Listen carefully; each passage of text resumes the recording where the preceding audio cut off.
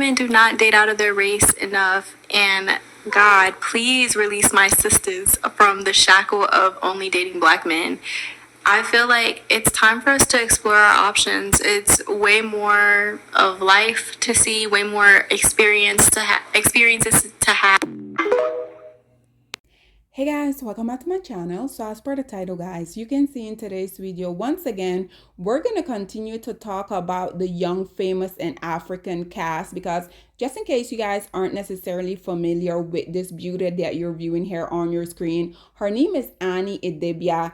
And she is married to this cheater that you're viewing here on your screen. He go by the name Two-Face or Innocent, whatever you guys want to call him. And I truly feel like Two-Face fit him so much better. But I think it is very sad to see the stuff that this male continuously have been putting this woman through, literally throughout the entirety of their marriage.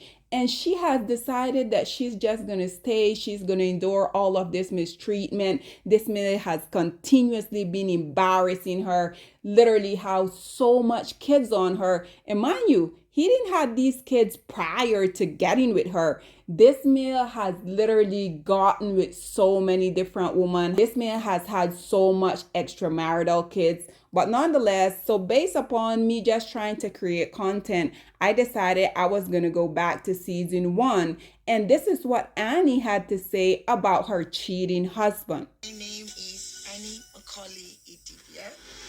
When I walk into a room, I know I make heads turn. They want to know who she is. That's if they don't already know who I am. Half the time they know. I'm right, my first crush, my first love, my first kiss, my first everything. It kind of overshadows everything you do. It's like you have to do 10 times for people to see. I've acted over 200 movies. I've been in over 15, 16 TV series. There is so much to this woman, and you call me Two-Face's wife. My name is Annie Macaulay, and you will know about me. I'm here in South Africa to expand my empire. Over the past few years, I've sacrificed a lot of my career and my business for my children and my family. And it is my time. So there you have it, ladies and gentlemen. I think it is so sad. This woman is so beautiful, and I don't know why black women continue to put themselves in these type of predicament, quite honestly. So as you guys just heard what Annie had to say, I also do want to expand a little bit more. You guys just heard she says she has 2 daughters. You guys notice this male has almost 10 kids, and only 2 of these children are by his wife. It is so unfortunate. She's also spoke about the younger one has had to undergo 6 different surgeries. Annie, you're so vain. You like your last Google search is your husband, really? I need to know what that man is up to. Really? Just one day you left, one day. It's not one day, he's 2 been days. away since. No be so. I'm not stalking him. I'm just checking my property. Have you spoken to your kids? I'm going to call them again, but I spoke to them like when we were landing. All right, how they doing? Missing you, crying. No, they have 2 daughters. Isabel is 12. Olivia is 7. Isabel, she's like my proper best friend. Because she's bigger than I am. She's taller than I am. She can't even wear my clothes no more. She wears her dad's jeans now. Then my superstar, Olivia. That one is one brave child.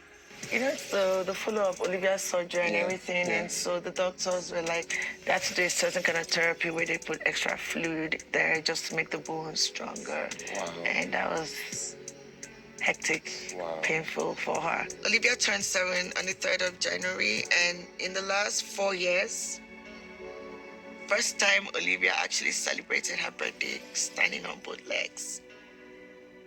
Because Olivia's had 6 surgeries. She has something called blunts. So without those surgeries, she would have been, all those kids that, people that walk like that. Yeah, it's called blunts. That's what I know. So she's been through so much. I just thought, okay, let me just go to the balcony and just give her this moment before I get into the whole ball planning and lunch thing. Olivia, are you okay? I'm fine. How are your legs? It's good. It's very nice. It's I hope you are not climbing all the stairs. I hope you're not running. I hope you're kept. No. So you're climbing the stairs, Olivia. I told you. Kind of, yeah. No, now you should just stay in one place now. Remember, it's also challenging having those kids, and then with the problems that all the surgeries with Olivia, and then my work, and then running the home, it's draining. There are nights I just on my own just go to my rooftop and just break down because I'm exhausted. Mama, are you happy there? I'm Mama, are you happy. happy there? I'm very happy, Olivia. I'm happy. Why are you asking? I'm happy. I wanted to know if you were really happy or you were just pretending. Of course, Olivia, I'm very happy here. The only thing is I miss you guys. I love you, Mama. I love you too. I'll call you when Isabel comes Later. back. Later, yes. Later tonight. I promise. I should try and hide my emotions more when I'm speaking to her. Because I don't want my 7-year-old worrying if her mama is happy or not. I should be doing all of the work.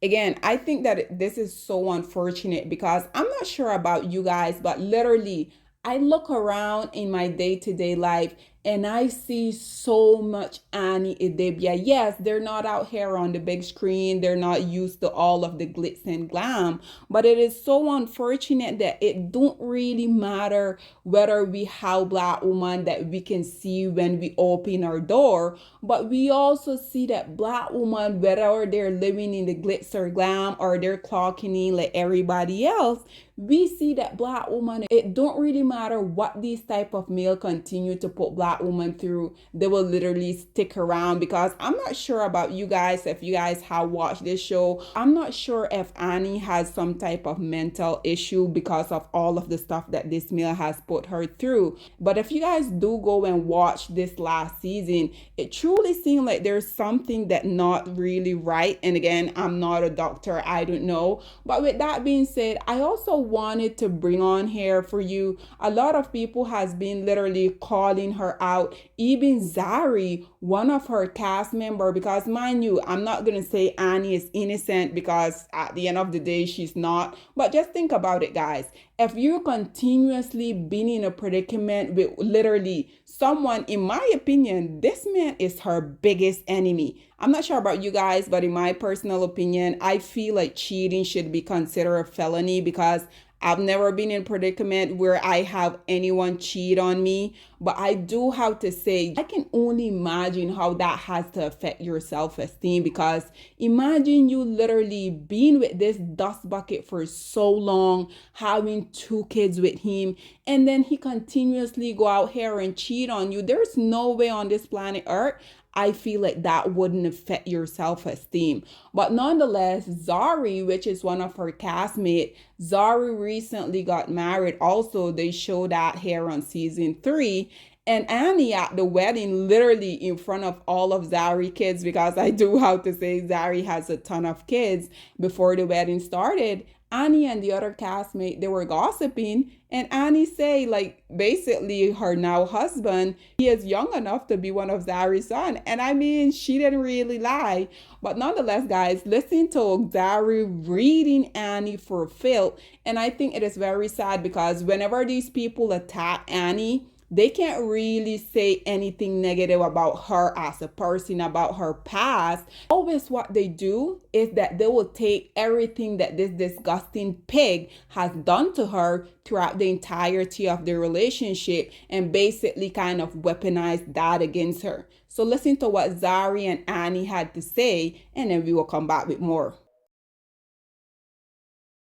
Again, I think it is so disgusting, quite frankly. I think it is so disgusting, all of the stuff that this male has been putting this woman through, yet she continued to put up with it. But I also wanted to read something here that this male decided that he was going to let us know why he decided that he was going to choose his wife, Annie, over all of his other baby mamas. So as you guys can see here, it said, "Why I choose Annie above other woman" by Tubaba. As if he choosing her was some sort of prize, right? That's another thing. Why do these males think that by them choosing you to literally be the long-suffering wife, why do these males think that that's a prize?